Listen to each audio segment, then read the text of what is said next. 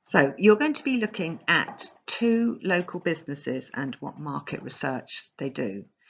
Ordinarily, you'd gone to visit those, but we know that pleasure's denied us. So myself and Miss Wright have been to talk to the owner of this business, and we've made a PowerPoint explaining what they told us about their market research. The first thing they do, or one of the things they do, is they actually go and visit the competitors. Now, here is a picture of a pizzeria which is in Lewes, which is one of their key competitors. Now, he said that even though it's really, really good because of all the information you can go and find out, because they've got so many different restaurants now and they have so many different competitors, it's really time consuming to get this done. So even though he would like to do more of it, he probably visits a competitor once every 2 years or so. But when he's going to open a new restaurant in a town, he will go and visit all of them all at the same time to get a feel.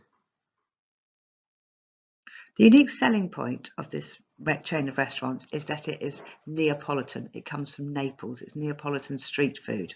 So they have to stay on top of their game. And also, he's from Naples. So once a year, him and his family go back to Naples, where his extended family are, and he will go to lots of different places to see if he can get any ideas for new items to put on the menu, and he'll bring them back. He goes every summer. It's a lovely holiday for him as well as a useful business thing.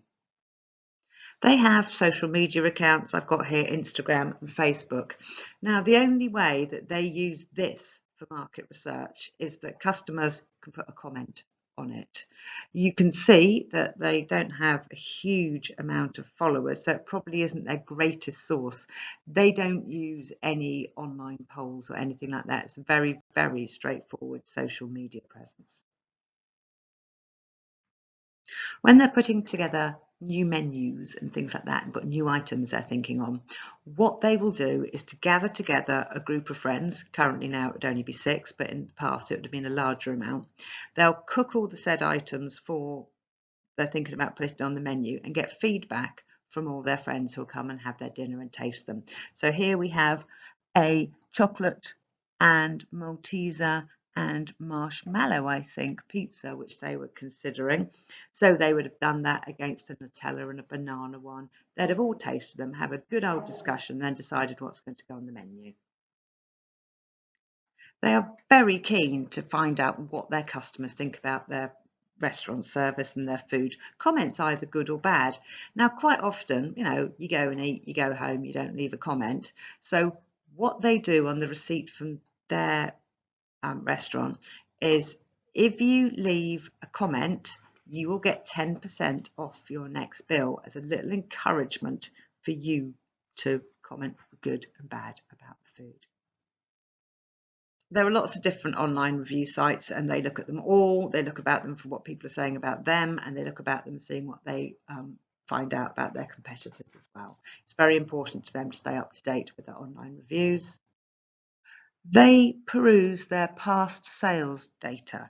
They will look back, they will see which ones of their restaurants are doing really well, what days of the week they're doing well on. They'll look at what items of the menu are selling particularly well, what special offers that are selling in order for them to adjust their menu.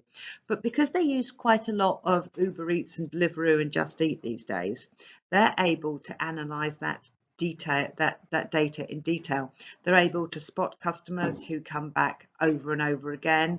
They're able to track what gets ordered with what. And so it's quite a sophisticated way of analysing it now.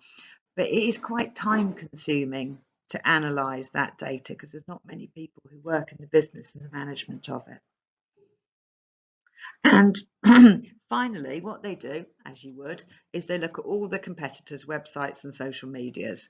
They follow them on social media, so they get it comes up in their feed every day if they're doing something new and exciting.